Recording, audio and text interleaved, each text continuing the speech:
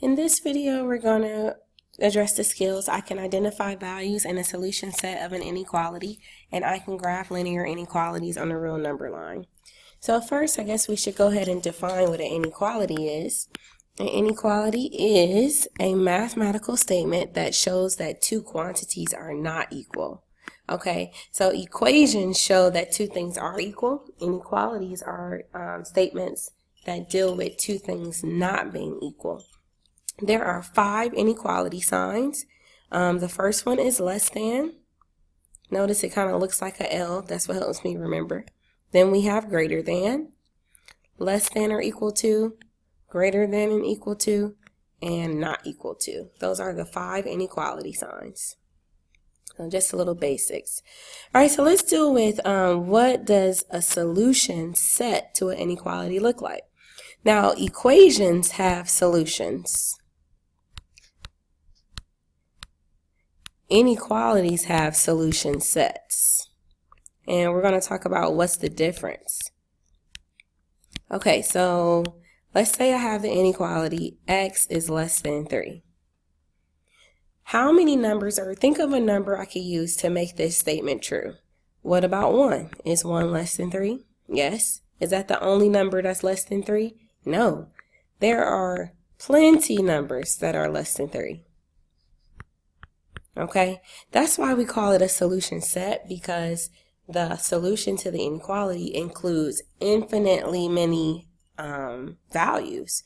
So that's why we call it a solution set. So that's the first thing you want to get in your mind. Key thing about inequalities is always a solution set. So let's go ahead and type that in here. So the first key thing is always a set of solutions. So it's infinite. There are plenty numbers you can think of that would make this true. Okay? The second big thing I want you to walk away with is that you can write inequalities 2 different ways. So here's an example. Let's say I have x is greater than 5.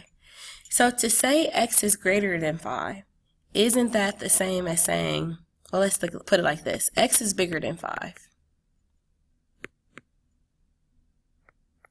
Well, isn't that the same as saying 5 is smaller than x? Yeah, they mean the same thing. We're talking about the same numbers here. So anytime you have an inequality, you can always rewrite it. X is greater than 5 is the same as 5 is less than x. Okay, let's try another one. 3 is less than x, or less than or equal to x. So to say 3 is smaller than x, that's the same as saying x is bigger than or equal to 3. These mean the same thing. Okay, so that's the second thing I want you to remember, that we can write equivalent inequalities. Okay, let me delete this so it doesn't look so messy. And of course I spelled inequalities wrong. There we go. Alright, one more big thing I want you to take away before we move on. Number 3 is that there is a difference between less than and less than equal to, or greater than and greater than or equal to. So let's discuss that difference. So let's say I have x, let's use a different number. C is less than 3. Okay, so what numbers can go in here? 0, 1, 2, -1, -2, so on and so forth. What about C is less than or equal to 3? What's the difference? The difference is that 3 is also included in this set. Okay, so you can check it by replacing it. So for example, if I did 3 is less than 3, is that true? No, 3 is not less than 3. Is 3 less than or equal to 3? Yes, because 3 is equal to 3. So the or equal to, it includes the number that's placed here. It includes this number. If it's not or equal to, it does not include that number. Okay? So those are our three big things about the basis of inequalities. All right, so let's move on to graphing inequalities. So what is a graph and why do we do it? A graph of an inequality is a visual representation of the solution set of an inequality. So for all my visual people out there like me, a graph is pretty cool because when you look at the graph on the number line, you're able to see with your eyes what's a solution and what's not. Okay, so let's go ahead and practice graphing some inequalities. Let's give you the steps for those. So let's say I have the inequality x is less than or equal to -4. The first thing you want to do is place 0 on your number line. So we'll start here and we'll place 0. The second thing you want to do is place the given number on the line. So it says x is less than -4. So on this side, I'm going to put -4. Why did I put it to the left? Because -4 is smaller than 0. Okay. Next, we need to make a decision here. Open circle or closed circle. Now, an open circle, we use open circles when we have greater than or less than. We use closed circles when we have less than or equal to, greater than or equal to. So the or equal to determines if it's an open or closed circle. So on this one, which one should we use? This one should be closed because it has the or equal to on there. So we're going to close that circle and put it in on -4. The last step you do is 4, shade the solutions. So what do I mean by that? What are some numbers I can put in here? What is this saying? X should be smaller than -4. So I want to shade everything that's smaller than -4. Everything that's smaller than -4 is to the left of -4. So on my graph, I want to make sure I shade to the left. Okay. Now my pen isn't working, so I'll come back and do that once it does decide to work. But we'll go ahead and do some other examples. Okay, so what if I have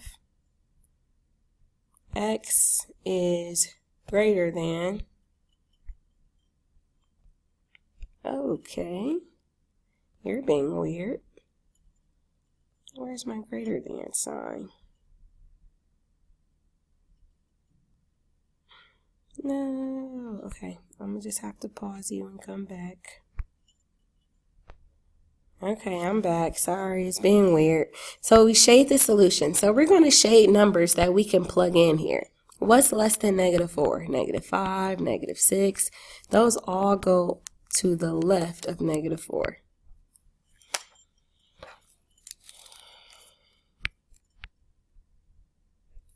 Okay, let's do another example.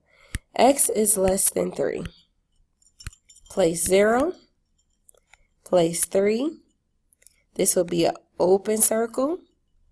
And where's everything that's smaller than 3? To the left of 3. Another example. -4 is greater than or equal to x. Okay, 0. Place my -4. And what does it say? -4 is bigger than x. Isn't that the same as x is smaller than or equal to -4? Yes. Close dot. And I want everything that's smaller than -4. Okay, the last thing I want to show you is how to graph compound inequalities. Compound inequalities mean there's more than one number being mentioned. So here's an example. X is greater than 5 or x is less than 3. Basically, we're going to graph each of these but on the same line. So put your 0. Put your 3 and your 5. Determine if they should be opened or closed. Well, on the 5, I have a greater than sign, so I'm going to open on 5. I have a less than sign. I'm going to open on 3. It says x is bigger than 5. Everything that's bigger than 5 is to the right of 5. And this one says x is smaller than 3. Everything that's smaller than 3 is to the left of 3. All right, let's try another one.